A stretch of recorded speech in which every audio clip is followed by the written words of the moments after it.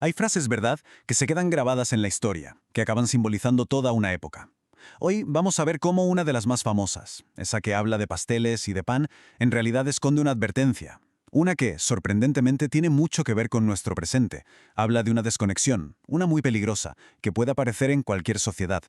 Si no tienen pan, que coman pasteles. Seguro que todo el mundo la ha oído alguna vez. Es la frase que se le atribuye a María Antonieta, aunque, ojo, lo más probable es que nunca la dijera. Pero, ¿saben qué? Da igual. El hecho de que sea, digamos, un mito no le quita ni un ápice de fuerza. Al contrario, demuestra lo increíblemente potente que es como símbolo. Y es que esta frase lo resume todo a la perfección, ¿no? La idea de una clase dirigente tan desconectada del sufrimiento de la gente que sus supuestas soluciones suenan casi a insulto. Se convirtió, vaya, en la forma rápida de decir, cuidado, aquí hay una desconexión muy peligrosa. Una brecha que, como bien sabemos por la historia, no suele acabar nada, pero que nada bien. Claro, pensar en esto es pensar en el pasado. Pero, ¿y si esa idea de una desconexión peligrosa no fuera solo cosa de los libros de historia? Pues justo ahí es donde nos lleva el análisis de Carlos Abel Olivera. Lo que él plantea es una especie de versión moderna de este problema tan antiguo. Y aquí es donde la cosa se pone interesante y muy actual. El autor utiliza un término muy potente, la nueva nobleza. Pero ojo, no habla de gente con títulos nobiliarios ni nada de eso. Se refiere a grupos de personas que tienen algo muy concreto en común. Sus ingresos no vienen del mercado, de que la gente elija comprar sus productos o servicios. No, vienen garantizados por el Estado. Y para que nos hagamos una idea, no estamos hablando de algo abstracto. El análisis pone ejemplos muy claros. Políticos, funcionarios públicos, empresarios que reciben favores del Estado, ONGs que viven de subvenciones, líderes sindicales, incluso habla de estudiantes que utilizan recursos públicos de forma indefinida. En resumen, es todo un ecosistema que, en el fondo, funciona con una especie de red de seguridad pagada por la economía real, la productiva. Entonces, ¿qué es lo que une a toda esta gente tan distinta? Pues según este análisis, no es una ideología política, no, es algo mucho más básico, es una condición que todos comparten, y es que están, en mayor o menor medida, aislados de los altibajos, de las crisis, de las duras realidades de la economía de mercado. Y claro, este aislamiento, pues inevitablemente acaba creando dos formas totalmente distintas de ver el mundo. Es casi como si existieran dos planetas diferentes que, por narices, tienen que compartir la misma economía. Dos realidades que no se tocan. Y fíjense, este cuadro lo deja clarísimo. El contraste es brutal. Por un lado está el pueblo llano, la gente que tiene que pelear para que su negocio sea rentable, para no perder el trabajo. Para ellos el presupuesto es algo real. Si no hay dinero, no hay. Pero al otro lado está la nueva nobleza. Ingresos garantizados, puestos de trabajo que a menudo son casi imposibles de perder. Para ellos, según dice el autor, eso de que las reformas económicas son urgentes, pues suena a algo muy, muy lejano. No es su problema inmediato. Claro, el artículo lanza una pregunta que va directa al corazón del problema.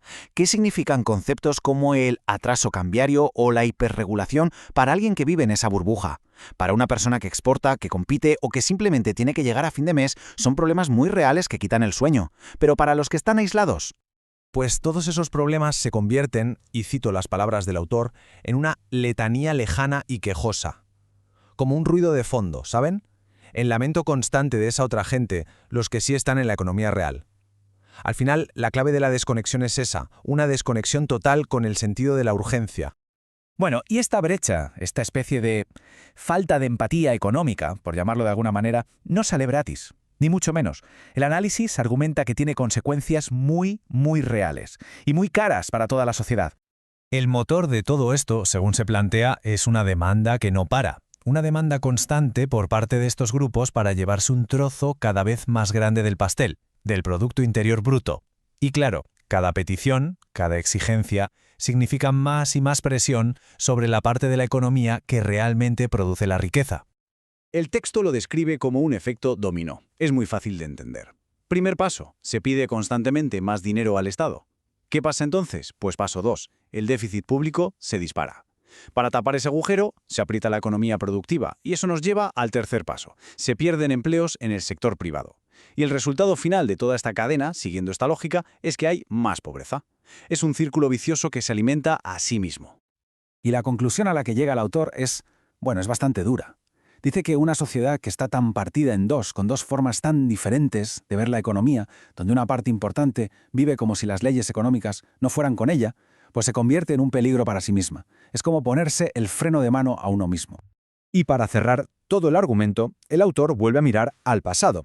Y no solo para explicar de dónde viene el problema, sino para advertirnos sobre a dónde nos puede llevar. Y lo hace con otra frase lapidaria de un rey francés. Después de mí, el diluvio. Se le atribuye a Luis XV y es la definición perfecta de la indiferencia. Una despreocupación total por lo que pueda pasar en el futuro, siempre y cuando el presente sea cómodo. Y precisamente esa es la actitud que el autor le achaca a esta nueva nobleza moderna. ¿Y por qué se pueden permitir esa actitud? Pues porque se sienten a salvo. Se sienten protegidos, ya sea de forma consciente o no, por toda la estructura del Estado. El Estado funciona como un escudo, un muro que los aísla de las consecuencias de lo que piden, y en general de la realidad económica que vive el resto. Pero, y este es el aviso final del análisis, y es implacable, lo resume con una cita de Ayn Rand. Se puede ignorar la realidad, pero no se pueden ignorar las consecuencias de ignorar la realidad. Dicho de otro modo, se puede vivir en una burbuja un tiempo, claro que sí. Pero la economía al final es como la gravedad. Tiene unas leyes y tarde o temprano siempre se acaban cumpliendo. Y con esto, el análisis cierra el círculo que empezó con María Antonieta. El diluvio del que hablaba el rey no es una simple posibilidad, es una certeza. Esa tensión entre una economía productiva a la que se le exige cada vez más y un sector protegido que pide sin parar, eso no puede durar para siempre. En algún momento, algo tiene que romperse. Así que nos quedamos con esa imagen tan potente y con una pregunta en el aire. El texto no nos da la respuesta, Nos obliga a pensar en qué significa todo esto. ¿Qué forma tiene ese diluvio en el mundo de hoy? Y sobre todo, ¿quiénes acaban pagando los platos rotos cuando finalmente llega la inundación?